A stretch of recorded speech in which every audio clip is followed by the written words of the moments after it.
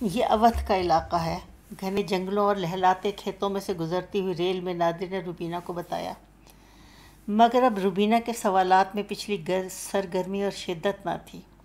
نادر نے اس کو بہت پہلے بتا دیا تھا کہ اودھ کے ہی بنوں میں رام کو سیتا اور لچھن کے ساتھ بنواس ملا تھا، اور اسی بندرا بن میں کنہیا بنسی بجاتا تھا۔ وہ ہنسی، اتنے پیارے بنوں میں 14 برس کاٹ دینا کیا مشکل ہے، کتنا دلچسپ وقت گزرا ہوگا، ہر وقت پکنک اور دلچسپ ساتھی۔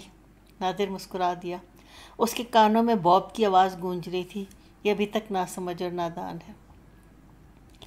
گاڑی ہرے بھرے راستوں، بانسوں کے جھنڈ اور آم کے کنجوں کو پیچھے چھوڑتی آگے کو لپک رہی تھی۔ ساون کی رت تھی اور آموں پر کوئل کوک رہی تھی۔ کہیں کہیں سارس انڈوں پر بیٹھے نظر آ رہے تھے۔ وہ بار بار کھڑکی کے باہر جھانکتی، اوہو، یہ ہندوستان اتنا پیارا ہے، یہ تو مجھے کسی نے بتایا بھی نہیں تھا۔ اس نادر نے بھی نہیں۔ وہ پیچھے مڑ کر دیکھتی، نادر نے مزے سے سیٹ پر ٹانگیں پھیلا لی تھیں اور کوہنی کا تکیہ بنا کر لیٹا ہوا تھا۔ اے لو، یہ تو سو رہا ہے، اس کو نیند کیسے آ جاتی ہے؟ جہاں چاہتا ہے پڑھ کر سو جاتا ہے۔ اس کو ہندوستانی ریل کے سیکنڈ کلاس کی کمپارٹمنٹ سے بھی وحشت ہو رہی تھی۔ یہ بیچارے کس تکلیف سے سفر کرتے ہیں، اس نے کئی بار سوچا۔ یہ سوال بھی دلچسپ تھا۔ بمبئی میں اس کو مجموعی طور پر ہندوستان نظر آ گیا تھا، لیکن وہ اتنی نئی، اتنی بیگانہ اور خوش فہم تھی کہ پھر بھی کوئی اندازہ نہ کر سکی۔ بمبئی کی ہنگامہ پرور زندگی کا ہر رخ 2 ہی دن میں اس کے سامنے آ گیا، لیکن وہ کسی کو بھی اپنے ذہن میں محفوظ نہ کر پائی۔ وہ بار بار غربت، بیچارگی اور غلاظت سے دوچار ہوئی، لیکن پھر بھی اس کے ذہن میں جو تاثر باقی رہتا وہ جوہو، مالابار ہل، شاندار عمارتوں اور بڑے بڑے سیٹھوں کے سوا کچھ نہ ہوتا۔ اس نے دور سے پلیٹ فارم پر 3 درجے کا منظر دیکھا تو بھول گئی، اور اب پھر بیٹھی سوچ رہی تھی کہ نادر اس تکلیف دہ کمپارٹمنٹ میں کیوں کر آرام سے سو رہا ہے۔ ریل پھک پھک کرتی، لہراتی، بل کھاتی اور اپنے پیچھے دھوئیں کے سیاہ بادل چھوڑتی چلی جا رہی تھی، اور اب باہر ہلکی ہلکی پھوار برسنے لگی تھی، اور پھوار سے اس کا منہ بھیگ گیا تھا۔ اس نے جلدی سے اپنا چہرہ اندر کر لیا، ننھے سے سفید رومال سے وہ اپنا منہ صاف کرتی رہی، اور پھر یوں ہی شغلاً اس کو تہہ کرنے لگی۔ کونے پر ایملی کا نام چمک رہا تھا۔ ارے ایم کا رومال میرے ساتھ آ گیا، نہ جانے اس کو اس اتفاق سے اس قدر خوشی کیوں ہوئی۔ بے شمار خیالوں نے اس کو گھیر لیا۔ وہ تمام چہرے جن کو وہ خود اپنی مرضی اور ارادے سے چھوڑ آئی تھی ایک دم اس کے بہت قریب آ گئے۔ اس کا دل چاہا کاش میں ان کو پیار کر سکتی۔ اس کی سانسیں گہری ہو گئیں اور پلکیں بوجھل۔ اس کو رونا آ رہا تھا اور دل چاہ رہا تھا کہ خوب روئے، مگر وہ خاموش بیٹھی رہی۔ باہر سے بارش کا ایک تیز و تند جھونکا اندر آیا اور نادر چونک کر اٹھ بیٹھا۔ وہ اس کی طرف دیکھ کر مسکرایا۔ میں سو گیا تھا۔ وہ اس کو مسکراتے دیکھ کر سب کچھ بھول گئی اور اب پھر خوش تھی۔ مجھے اکیلا پا کر ان سب نے گھیر لیا، مگر اس نے کچھ نہیں کہا۔ گاڑی لکھنؤ کے اسٹیشن کی طرف لپک رہی تھی، بے شمار پٹریاں عبور کرتی ہوئی۔ نادر نے باہر کی طرف دیکھا، لکھنؤ آ رہا ہے۔ وہ خاموش اور فکرمند سا نظر آ رہا تھا۔ روبینہ کا دل انجانے اور نئے رشتہ داروں سے ملنے کے خیال سے دھڑک رہا تھا۔ اسے سکون حاصل کرنے کے لیے بات کرنا چاہیے۔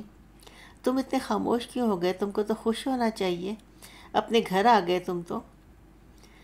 میں سوچ رہا ہوں کہ اتنے دن بعد گھر جا رہا ہوں، سب کچھ بدل گیا ہوگا۔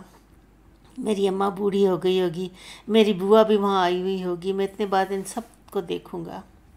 رابعہ اور میرے کئی دوست۔ وہ جلدی سے باہر دیکھنے لگا۔ گاڑی 4 باغ اسٹیشن میں داخل ہو گئی۔ دونوں دلچسپی سے باہر دیکھنے لگے۔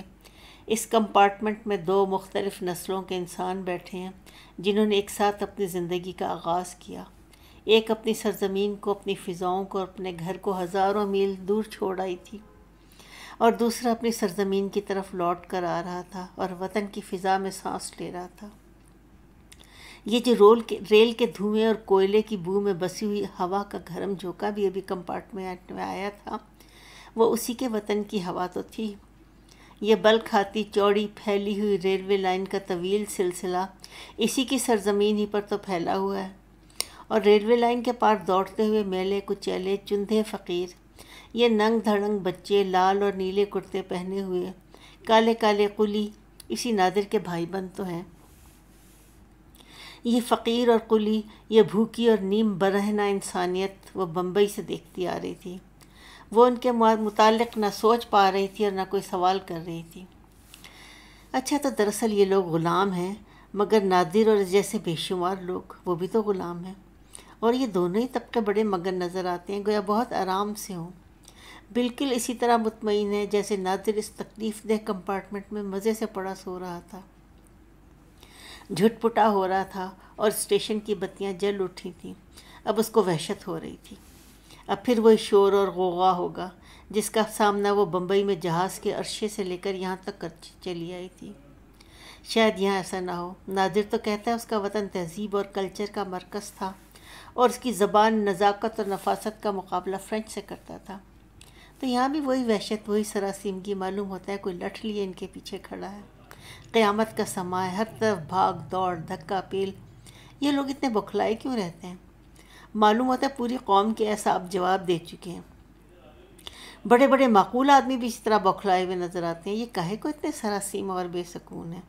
اس کا ناسمجھ دماغ اب خود بھی سراسیمہ ہوا جا رہا تھا۔ وہ ہونق سی ایک طرف کھڑی ہو گئی، اس کی نگاہیں ہر طرف بھٹک رہی تھیں۔ یکایک کوئی نادر کی طرف لپکا اور نادر نے اس کو بازو میں لے کر چمٹا لیا۔ کریم کلر کی ساری اور سیاہ بلاؤز میں لڑکی کا سانولا رنگت بہت ہی خوبصورت اور سنہرا نظر آ رہا تھا۔ کشادہ پیشانی کے دونوں طرف ہلکے ہلکے لہراتے ہوئے بال ہوا میں پھڑ پھڑا رہے تھے۔ وہ ایک دوسرے سے جدا ہوئے اور پھر لپٹ گئے۔ لڑکی کی گھنی سیاہ پلکوں کے نیچے آنسو بکھر رہے تھے۔ وہ شکل ہی دیکھ کر سمجھ گئی تھی یہ نادر کی بہن ہے۔ عجیب ہے، یہ لوگ آنے والے کا استقبال آنسوؤں سے کرتے ہیں، ان کی تو ہر بات ہی عجیب ہے۔ نادر نے اپنی بہن کو اس سے ملوایا۔ یہ دیکھو، یہ ہے رابعہ۔ وہ چونک سی گئی جیسے کچھ یاد آ گیا ہو۔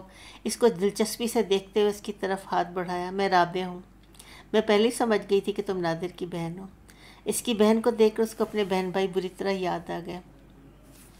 بی اماں برآمدے میں تختوں پر گاؤ تکیے سے ٹیک لگائے بیٹھی تھیں، قریبی پاندان رکھا تھا۔ آج وہ چھالیاں نہیں کاٹ رہی تھیں، بس یوں ہی شغلاً ایک کے بعد ایک پان لگا کر منہ میں رکھ لیتی تھیں، جو ان کی فکر مندی کی علامت تھا۔